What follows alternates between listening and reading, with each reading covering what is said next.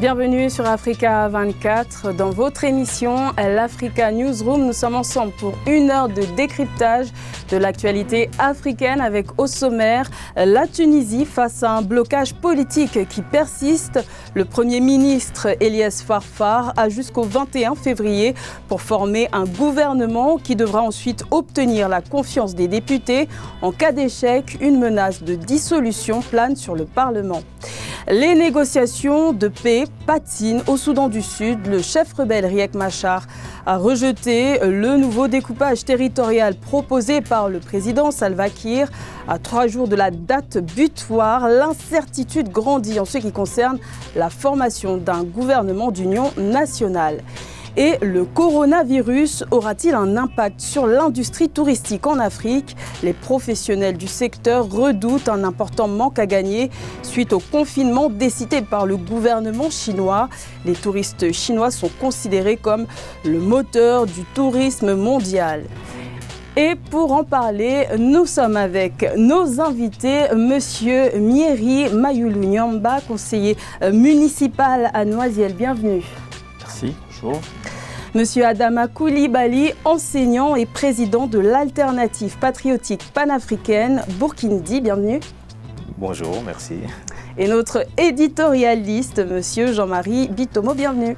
Bonjour Gladys et bonjour à tous nos téléspectateurs et téléspectatrices. Voilà, les présentations sont faites. On passe tout de suite à l'info du jour.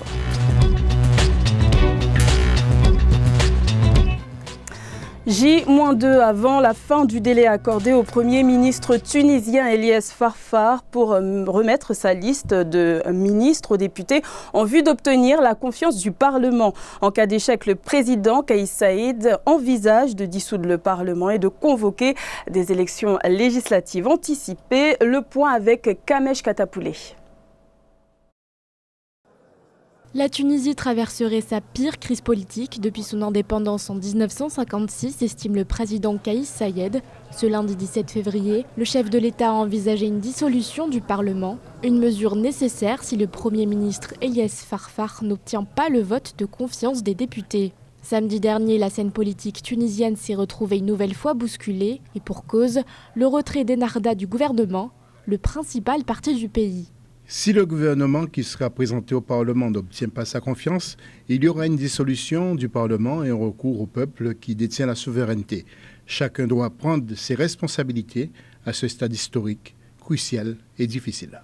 Depuis les dernières élections législatives en octobre dernier, l'instabilité politique persiste en Tunisie. Aucun parti politique n'est majoritaire au Parlement. Les députés peinent donc à s'accorder sur la formation d'un nouveau gouvernement.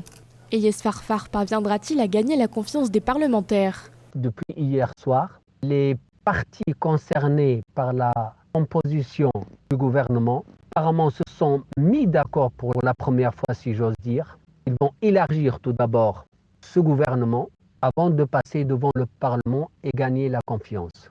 Le Premier ministre Eliès Farfar a jusqu'au 21 février pour remettre sa liste aux députés. S'il ne parvient toujours pas à obtenir le vote de confiance, le président Kais Saied pourrait déclencher des élections anticipées. Monsieur Adama Koulibaly, quelles sont les probabilités pour qu'un gouvernement soit présenté avant le 21 février et obtienne la confiance du Parlement? Ça me semble mal parti. La preuve qu'il est mauvais que les pouvoirs autocratiques restent longtemps dans nos pays. Après, la construction de la démocratie est très difficile. Et il me semble que ça va être très compliqué au vu du blocage qui est fait par Ennahda, qui est majoritaire et qui souhaiterait avoir un Premier ministre de son bord, et ce qui ne recueille pas du tout l'avis ni l'assentiment, en tout cas. Ils en ont déjà eu un Premier ministre. Oui, mais qu'eux-mêmes ont torpillé. Donc cette fois-ci, ils veulent en mettre un autre, peut-être qui contrôle un peu mieux, que certains caciques du parti contrôlent mieux. En tout cas, on a affaire à une situation où il y a des luttes en interne dans ce parti majoritaire, mais également une difficulté à trouver un homme de consensus, parce que beaucoup de Tunisiens, des hommes politiques tunisiens, ont été mêlés. Et là, d'ailleurs, la nature la personnalité du président actuel explique cette situation, parce que on y reviendra, voilà, bien entendu. Oui. Donc, je pense, pour répondre très clairement à la question, que ce n'est pas gagné et que ça risque d'être très compliqué d'ici le 21 février. Monsieur Mieri Mayulu Nyamba, est-ce qu'il faut s'inquiéter de la situation politique de l'Algérie aujourd'hui avec un blocage politique qui persiste? Ah bah oui, cette situation est inquiétante. Parce que là, c'est le deuxième Premier ministre qui est proposé, qui doit former un gouvernement. Enarda, qui contrôle l'Assemblée, a bloqué le Premier ministre. Là, va dans une situation de blocage. Sauf que, dans tout ça, le président Kaïs Saïed a lui aussi un autre problème, c'est qu'il n'a pas de parti. Donc Enarda qui l'a aidé à être élu, mais aujourd'hui Enarda en gros s'oppose à lui. Donc il y a un problème de pouvoir. Il y a une guerre de pouvoir et ça rappelle un peu les guerres intestines du monde politique tunisien qu'il y a eu entre le pouvoir précédent, entre le feu président Essebsi et l'ancien Premier ministre qui est toujours actuellement évacué des affaires courantes, du Saïed Chahed. Donc c'est toujours des luttes intestines et dans tout ça, c'est le peuple tunisien qui est spectateur et qui subit un peu cette situation. Donc c'est clair que la situation, elle est dommageable pour la classe politique, mais elle est également dommageable au global pour les Tunisiens. Et est-ce que cette situation pourrait déstabiliser le pays, Monsieur Jean-Marie Bitomo? Je reviendrai un peu sur ce que, mes collègues ont dit. Moi, cette situation-là, quand je la mets en perspective, c'est quelque chose qui me réjouit tout simplement. Pourquoi est-ce que ça me réjouit? Parce que chez nous, en Afrique, nous n'avons pas l'habitude d'avoir, si vous voulez, des parlements qui ont vraiment un poids sur la direction que doit prendre le pays en tant que tel. Ça, c'est très rare chez nous en Afrique. Et il y a quelques exceptions en Afrique dans lesquelles vous avez un parlement qui passe autant de temps pour discuter du gouvernement qui est à mettre en place. Il ne faut pas oublier une chose, c'est qu'en Tunisie, nous nous trouvons, si vous voulez, dans une espèce d'exception. Tout simplement pourquoi? Parce que vous avez le président qui est parti depuis que l'ancien président qui avait été chassé est parti. La scène politique tunisienne n'est pas stabilisée en tant que telle. Donc, pour moi, si vous voulez, la dynamique qui se met en place est une dynamique, si vous voulez, salutaire pour moi, parce que sur ce plateau, nous parlons toujours de la démocratie, de la mise en place de la démocratie chez nous en Afrique. Même dans les pays occidentaux aujourd'hui, on est en train, si vous voulez, de regretter ce vide-là qui se forme au fur et à mesure, c'est-à-dire, bon, vous avez une coupure entre les élites et le peuple en tant que tel. Et que vous ayez une procédure comme celle-ci qui est mise en place en Tunisie, moi, c'est quelque chose qui me réjouit tout simplement par rapport à l'Afrique, dans la mesure où le peuple reprend plus ou moins. Il y a une obligation qui a été dite là tout à l'heure, à savoir qu'en Enarda, ils sont, majoritaires à l'Assemblée nationale. Et comment avancer avec un Parlement aussi morcelé? Non, il n'est pas morcelé. Là, vous avez, si vous voulez, on veut mettre en place un gouvernement d'union nationale en tant que tel. Donc, la mise en place de cette union, de ce gouvernement d'union nationale-là, c'est-à-dire, ça doit prendre le temps qu'il faut, tout simplement pourquoi? Pour stabiliser la scène politique en tant que telle. C'est-à-dire, la loi de la majorité. Vous avez une majorité au Parlement, mais cette majorité-là n'est pas une majorité qui permette au président tunisien à l'heure actuelle de pouvoir prendre des décisions, parce que vous avez un parti qui a une majorité comparée aux autres. Mais maintenant, nous pleurons toujours, si vous voulez, en Afrique, on se dit, c'est bien de mettre en place des gouvernements d'union nationale. Mais moi, la dynamique, c'est-à-dire, je ne suis pas là pour commenter les conséquences. Moi, je repars à la cause, c'est-à-dire les choses dont nous parlons régulièrement sur ce plateau, à savoir qu'il faut que la démocratie fonctionne dans nos États. Donc, pour moi, c'est une bonne démarche qui est mise en place. Ça se passe déjà dans certains pays en Afrique, comme le Ghana, au Nigeria, ainsi de suite. Monsieur Mayulu Nyamba, je vous ai vu réagir. Oui. Je réagissais parce que, effectivement, de dire que la démocratie s'installe, oui, mais au détriment de qui? Voilà, c'est comme je vous disais tout à l'heure, pour moi, la démocratie s'installe, oui, mais quand on a une assemblée qui a été élue avec 41% d'abstention, le premier tour des présidentielles avec M. Karoui et M. Saïed, il y avait 54% d'abstention. Donc, je suis d'accord avec vous, c'est-à-dire que c'est le peuple qui est représenté, oui, peut-être, mais aujourd'hui, les divisions du monde politique tunisien ont eu lieu déjà. Les divisions du monde politique, c'est-à-dire ne commentons pas, si vous voulez, c'est ce que je vous disais tout à l'heure, ne commentons pas, si vous voulez, les effets. Remontons à la cause et regardons, c'est-à-dire si nous nous arrêtons est-ce qu'aujourd'hui, il n'y a pas finalement deux mondes en Tunisie? Il y a le monde politique, la sphère politique qui se bat un peu pour avoir des parts dans le gouvernement. Et puis les Tunisiens nous le vivons qui ici, se là, battent. En France, chez nous, en Afrique, ce n'est pas une exception. C'est la même chose que nous vivons ici, là, en France, peut-être pas au niveau de l'Assemblée. Aujourd'hui, oui, mais ça dure déjà depuis 4 mois. Mais oui, ça dure depuis 4 mois. Vous voyez, une mandature, c'est quoi? La mandature, c'est pas une année. C'est-à-dire, je préfère encore que le peuple tunisien, peut-être avec les élites dont vous parlez, les élites sont là pour conduire la politique de la nation en tant que telle. Bon, que ça prenne le temps qu'il faille, mais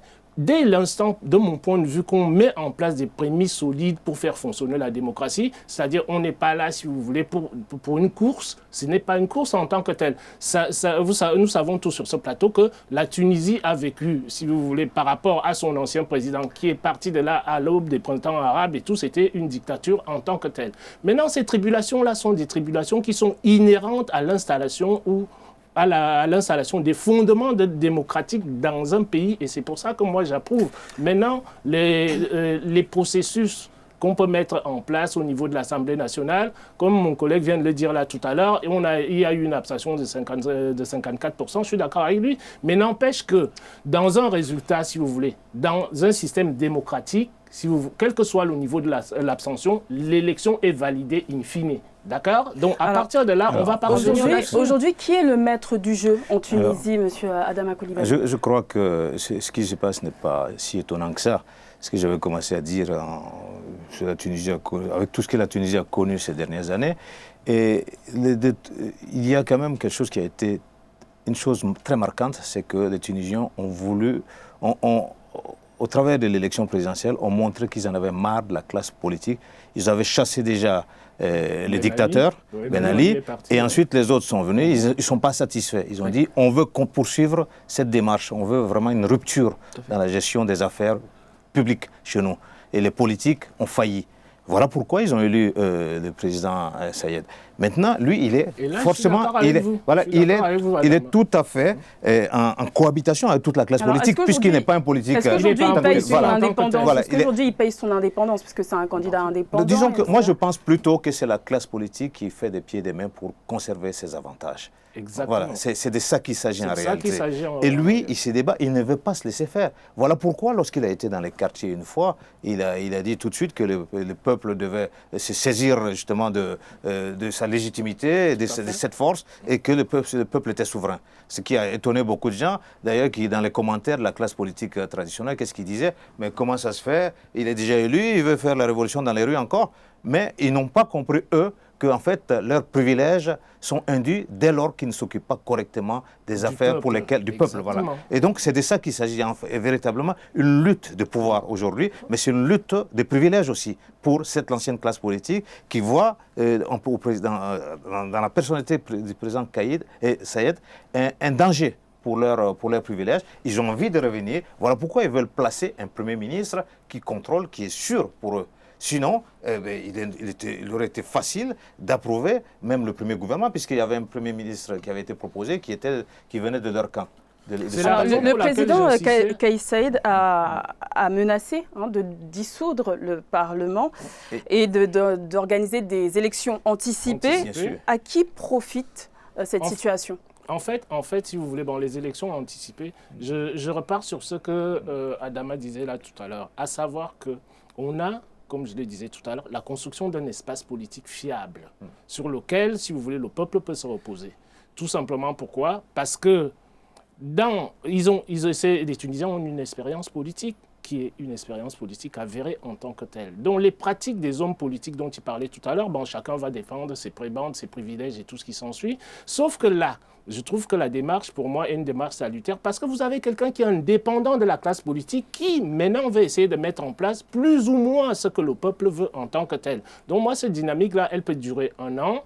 Elle peut durer 1 an. Moi, ça ne me dérange pas. Dès l'instant qu'on installe, comment dirais-je, les organisations, les institutions nécessaires pour faire fonctionner la démocratie. Ne soyons pas uniquement, si vous voulez, sur le commentaire de l'actualité. Essayons de regarder et avec le fond des quelqu'un choses d'indépendant comme le président Kais Saïed, comment se forme une majorité et une opposition, M. Mayulu Onyamba? Alors c'est difficile parce que le président Saïed va être obligé, il a deux options pour moi.